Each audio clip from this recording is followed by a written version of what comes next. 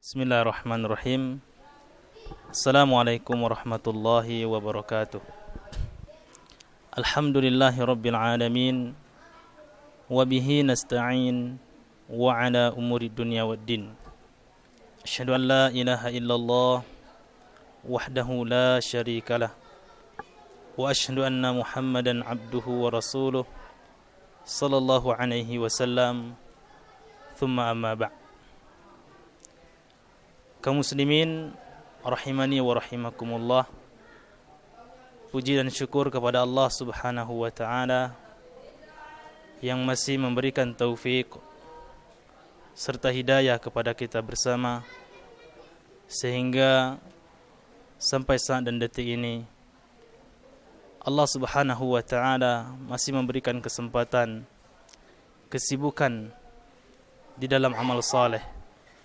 Semoga perkara ini selalu Allah tetapkan di dalam hati kita untuk senantiasa istiqomah di atas agama yang agung ini, di atas agama yang mulia ini. Salawat dan salam kepada Nabi kita yang mulia, Nabi Muhammad sallallahu alaihi wasallam, serta keluarganya, para sahabatnya, dan orang-orang yang setia dengan petunjuk beliau sampai akhir zaman kelak. Kaum muslimin rahimani wa rahimakumullah.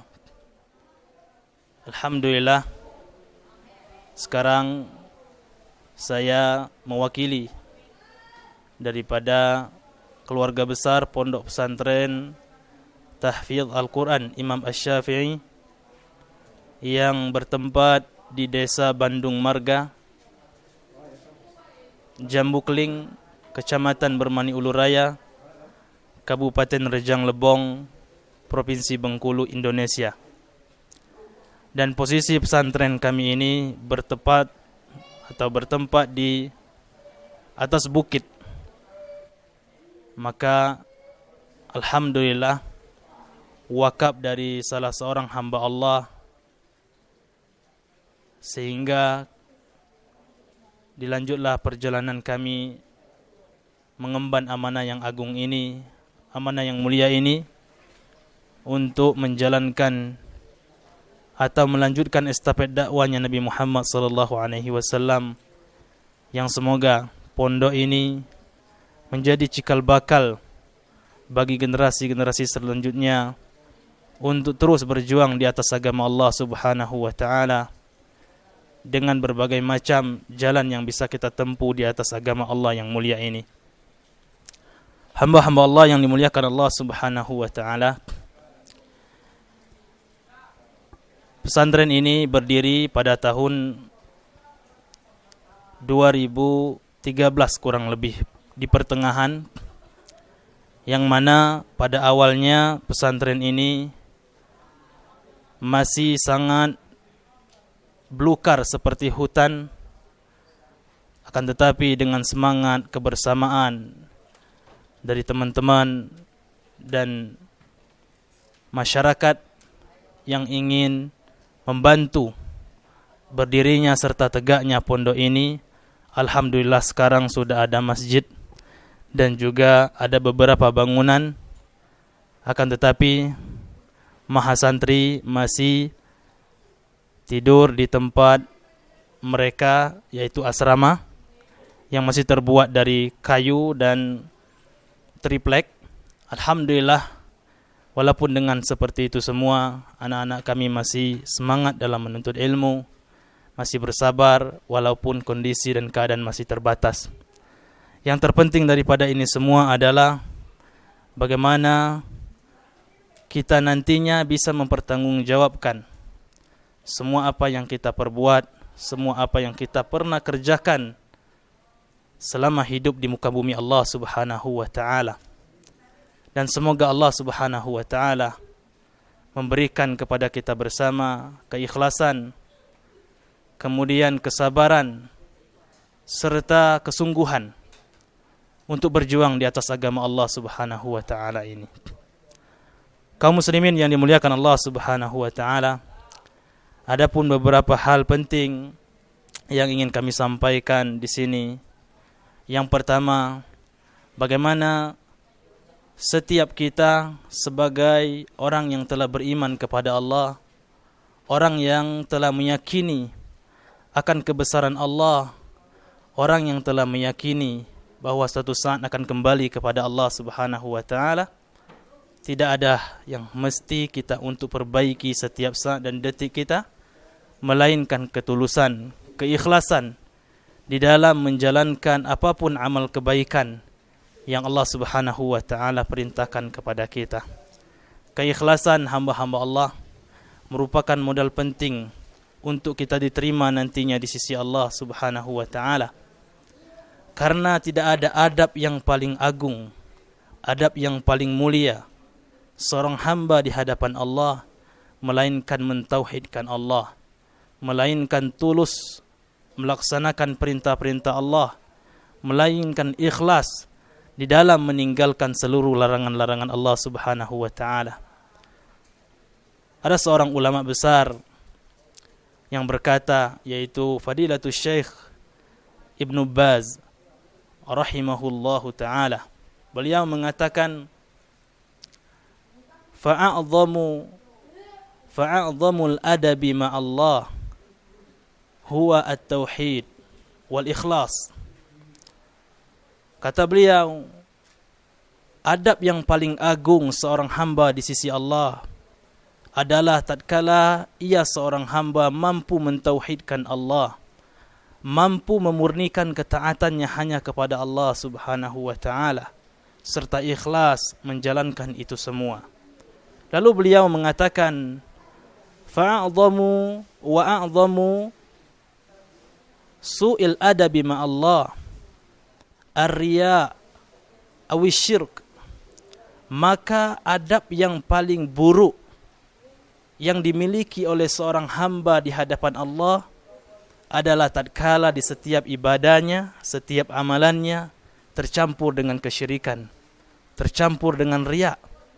Maka oleh karena itu, semua kita, siapapun dia, baik dia seorang da'i, maupun dia seorang penuntut ilmu, ataupun dia adalah seorang masyarakat biasa, maka yang terpenting dalam hidupnya bagaimana selalu memurnikan ketaatannya kepada Allah Subhanahu wa ta'ala. Kenapa kaum muslimin rahimani wa rahimakumullah? Karena Allah Subhanahu wa ta'ala mengkhabarkan kepada kita semua, ketika kita diwafatkan, kebanyakan daripada manusia yang telah Allah wafatkan, rata-rata mereka menyesal. Penyesalan mereka ingin kembali ke dunia. Tujuannya apa? Untuk melaksanakan amal saleh, untuk mengerjakan berbagai macam kebajikan, kebaikan yang nantinya akan memberatkan timbangan kebaikan mereka di sisi Allah. Akan tetapi hal tersebut hanya cita-cita belaka. Akan tetapi hal tersebut hanya omong kosong belaka. Makanya Allah Subhanahu wa ta'ala berfirman akan hal ini, hatta idza jaa ahadahumul maut qala rabbirji'un la'alli a'malu salihan fima tarakt kalla innaha kalimatun huwa qailuha. Kata Allah Subhanahu wa ta'ala, hingga apabila datang berupa kematian kepada seseorang dari mereka, qala rabbirji'un. Apa yang telah diucapkan ketika mereka telah tiada di dunia ini? Rabbirji'un. Tidak ada yang lain yang mereka inginkan. Mereka tidak menginginkan kedudukan. Mereka tidak menginginkan rumah yang mewah, mobil yang mewah, dan lain sebagainya. Yang mereka inginkan adalah agar mereka mampu dan dapat kembali ke dunia ini. Apa fungsi mereka? Apa yang menjadi tujuan mereka kembali ke dunia ini? La'alli a'malu salihan fima tarakt. Agar aku bisa beramal saleh yang pernah aku tinggalkan dahulu di dunia ini. Lalu apa perkataan daripada Allah, jawaban daripada Allah atas permintaan orang yang telah meninggal dunia ini? Kalla, sekali-kali tidak. Itu hanya ucapan kosong saja. Itu hanya perkataan yang diucapkan saja. Nanti kalau dia kembali ke dunia, dia akan mengulang perbuatan kelalaian mereka, kedurhakaan mereka baik terhadap Allah, terhadap Rasulnya, terhadap seluruh kaum muslimin, bahkan secara umum kepada seluruh manusia. Kaum muslimin yang dimuliakan Allah Subhanahu wa taala, ayat ini telah menjelaskan kepada kita bagaimana penyesalan seorang hamba Allah ketika dia telah wafat. Secara terperinci satu persatu Allah menyebutkan di dalam Al-Quranul Karim. Ada salah satu amalan yang membuat mereka menyesal. Di antara sekian amalan yang mereka sesalkan tidak mampu mereka perbuat waktu itu, atau tertinggal oleh mereka, terlalaikan oleh mereka pada saat mereka hidup di dunia, adalah bersedekah, adalah berinfak di jalan Allah Subhanahu wa taala, perhatian terhadap agama Allah. Makanya Allah Subhanahu wa taala berfirman di dalam Al-Qur'anul Karim, bagaimana penyesalan orang yang belum sempat atau terlalaikan karena tidak bersedekah selama hidup di dunia. Allah Subhanahu wa taala berfirman, "Wa anfiqu mimma razaqnakum min qabli an ya'tiya ahadakumul maut fayaqula rabbi laula akhartani ila ajalin qarib fa asaddaqa wa akum minas salihin." Kata Allah Subhanahu wa taala, berinfaklah kalian, keluarkanlah sebahagian harta yang kalian miliki, mimma razaqnakum, dari apa-apa yang pernah kami berikan kepada kalian. Artinya apa? Apa yang kita miliki dari sebagian harta kita atau keseluruhan harta kita, itu mutlak pemberian titipan yang Allah titipkan kepada kita, yang mesti kita infakkan, yang mesti kita letakkan di jalan Allah Subhanahu wa taala. Kenapa Allah perintahkan segera berinfak, segera bersedekah? Min qabli ayyatiya ahadakumul maut, sebelum kematian datang kepada salah seorang di antara kalian. Fayaqul, pasti kalau kematian telah tiba, tidak ada ucapan yang kita ucapkan, ya Allah, kenapa engkau tidak menangguhkan kematianku? Artinya minta ditunda sedikit saja, semenit saja, sedetik saja. Agar apa? Agar bisa fa'asaddaqa wa akum minas salihin. Kesempatan yang sedikit jika engkau beri kesempatan kepadaku ya Allah, jika engkau tunda bagiku untuk hidup kembali ya Allah, fa'asaddaqa, maka yang aku lakukan adalah bersedekah. Maka yang aku lakukan adalah perhatian terhadap kaum muslimin, terhadap orang-orang yang membutuhkan harta yang pernah aku miliki. Wa akum minas salihin, agar nanti aku termasuk orang-orang yang saleh. Kaum muslimin rahimani wa rahimakumullah, semoga Allah Subhanahu wa taala menjadikan sisa-sisa hidup kita ini, menghabiskan sisa-sisa usia kita ini di jalan Allah Subhanahu wa taala. Tidak ada sesuatu apapun yang paling baik kita infakkan di sisi Allah, di hadapan Allah Subhanahu wa taala, melainkan sesuatu yang paling kita cintai. Di antara sesuatu yang paling sangat kita cintai adalah harta kita, adalah anak-anak kita, atau sesuatu yang paling kita cintai selain daripada itu. Maka tatkala kita mampu menginfakkan sesuatu yang paling kita cintai, maka itulah infak yang terbaik yang kita miliki. Maka itulah infak yang sempurna yang nanti akan diterima di sisi Allah Subhanahu wa taala. Maka Allah berfirman, "Lan tanalul birra hatta tunfiquna mimma tuhibbun, hatta tunfiqu mimma tuhibbun." Ya, sekali-kali kalian tidak akan mendapatkan kesempurnaan, ya, berupa kebaikan. Sampai kapan? Sampai kalian mampu menginfakkan sesuatu yang paling kalian cintai. Di antara sesuatu yang paling kita cintai hamba-hamba Allah kaum muslimin adalah nyawa kita. Saya rasa saya dan kita semua dimanapun kita berada, yang paling kita cintai adalah nyawa kita.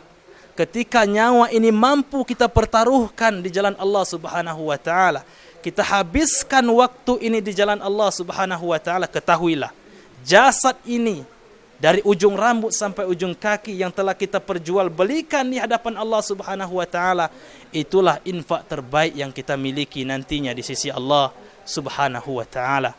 Semoga hidup kita habis dengan kesibukan ini. Semoga kita yang belum sempat untuk melakukan kebaikan-kebaikan, mari kita segera kembali kepada Allah Subhanahu wa taala, karena kesempatan tidak ada akan bisa terulang kembali. Yang ada adalah penyesalan yang mudah-mudahan suatu saat nanti penyesalan itu tidak kita dapatkan di saat kita berada semuanya di pengadilan Allah Subhanahu wa taala.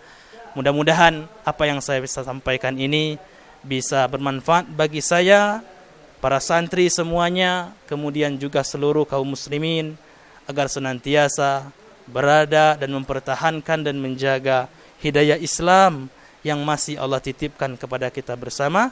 Kemudian kami juga minta doa, dukungan dari seluruh kaum muslimin dimanapun berada untuk memperhatikan seluruh dakwah-dakwah yang sedang berjuang membela agama Allah, mengajarkan anak-anak kaum muslimin untuk menghafal Al-Quran, untuk mengenal Allah, untuk mengenal baginda Nabi Muhammad sallallahu alaihi wasallam. Dan semoga itu semua adalah wasilah, fasilitas yang menghantarkan kita untuk diterimanya di hadapan Allah Subhanahu wa taala. Allah berfirman, "Innama yataqabbalullah minal muttaqin." Sesungguhnya yang hanya diterima di sisi Allah adalah orang-orang yang bertakwa.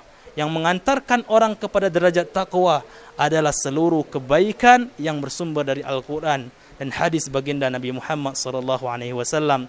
Lebih dan kurang saya minta maaf kepada Allah, mohon ampun. Aqulu qauli hadza, subhanakallahumma wa bihamdik, asyhadu an la ilaha illa anta, astaghfiruka wa atubu ilaik. Assalamualaikum warahmatullahi wabarakatuh.